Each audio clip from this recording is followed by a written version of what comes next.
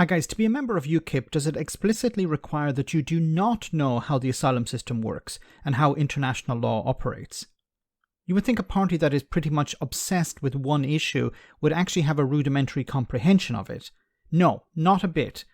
Here Bill Etheridge, a former UKIP MEP, spoke to anti-immigration Talk TV about a solution, yes, a solution to the so-called immigration crisis. Have a listen to this. It's absolutely apparent that nothing is happening here. The deal with the French doesn't work. I've been over to the camps in Calais in the past, and it's quite apparent the French are just shepherding them over. What do you mean shepherding them over? These are people who don't want to stay in France. What do you want the French authorities to do? To keep them in France? Remember, France takes in much more asylum seekers than the UK does. And the last numbers who want to go to the UK and don't want to stay in France, you want the French authorities to keep them in France. But they don't want to stay in France. They want to go to the UK. So why are we wasting money on trying to do things with the French when actually what we need is patrol boats that will actually just stop these boats coming over? If needs be, take them all the way back to the French coastline, sink the boat after they've all got off. That's the way to deal with it. And the so-called journalist, is he not smiling at this, going, what the hell is this guy saying? So you want the British Navy to cross into French waters and offload people in French territory and damage boats on French soil. Now just think about that for a moment. Imagine if the French decided to do the same. What would Brexiteers or UKIPers say if they could see the French Navy arriving on UK soil and damaging property on UK soil? Would they be happy with that? I don't think so. But because it's the French, well, we should be allowed to have an incursion on French soil and damage property. Now, who owns the property is irrelevant, but damage property on French soil. Damage these boats on French... This is insane. There's all this sort of pussyfooting around isn't going anywhere. It's just costing us a fortune, making us look stupid. And it's typical... No. Solutions like yours makes you look stupid. Tories, they talk tough and they do nothing. It's interesting that you mention that, certainly, because they have talked tough in the last few weeks, as we've said. But, I mean, if we even just look at this tally, it represents a 60% increase on 2021. What happened to taking back control?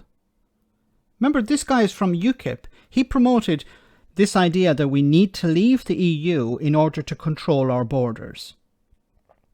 And the number of crossings have increased. So, is this a problem with Brexit? Was Brexit a big, massive lie? Or is it the Tories are not implementing Brexit correctly? Now, of course, the Brexiteers will say, and the UKIPers will say, oh, no, they haven't implemented Brexit correctly. We haven't really taken back control of our borders. So then, if that's the case, then why did people vote for Brexit? And going back to 2018, we're looking at 299 people. I mean, it is clearly the what has happened is the innovation, essentially. It was previously people coming across on lorries, coming across on trains, for example. There are still some people coming across in the back of lorries, but it's not as popular a route. I mean, people are risking their lives. We have seen just before Christmas that horrendous tragedy when people died in the Channel, but they're still doing it. They're still paying £5,000 on Christmas Day alone. 90 people crossed the Channel. I mean, they still think they can get here and build a life here, don't they? Yeah, and it's not fair on the people risking their lives. It's the one set of people in this who actually I have some serious sympathy for are the attempted immigrants, be they legal or illegal. You know, I don't blame them for wanting to live in the UK. I think even now, despite everything that's happened, it's a pretty amazing place to live. So then why aren't you welcoming them? Why aren't you putting in place or support? He can't because he's not a politician. But why isn't he supporting the idea of putting in place safe routes for people to come in? But what should be being done is being made clear from our authorities that if you wish to live here, you come through the right channels. What channels? Point out these channels. Of course, he can't point out these channels because they don't exist. assess who you are. We see what you can offer to the country. We know who you are. What do you mean, offer to the country? These are people claiming asylum. Your asylum claim is not based on whether you can pick fruit or not, or how many boxes you can fill in an Amazon warehouse. This isn't what's the requirement of an asylum seeker. An asylum seeker is claiming asylum. They want to avoid persecution in their own country. They want to find a safe haven. It's not based on what your value is to society or the economy, as these people. So these people don't want people coming in, but they do want anyone who does come in to be evaluated on what they can do.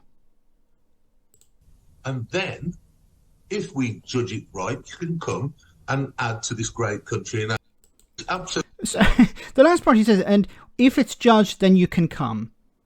Okay, but so where do these people fill in these paperwork?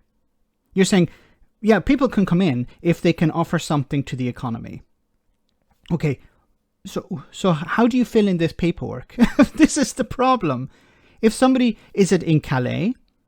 Do you support setting up an asylum processing centre in Calais? Do you suggest people go to the British Embassy and make an asylum claim there? And then they'll see, well, we have a shortage of fruit pickers or carers. Then, yeah, your asylum claim is processed and it's valid and you're allowed to move to the UK. Is that how it works? These people have no understanding of international law or the asylum process.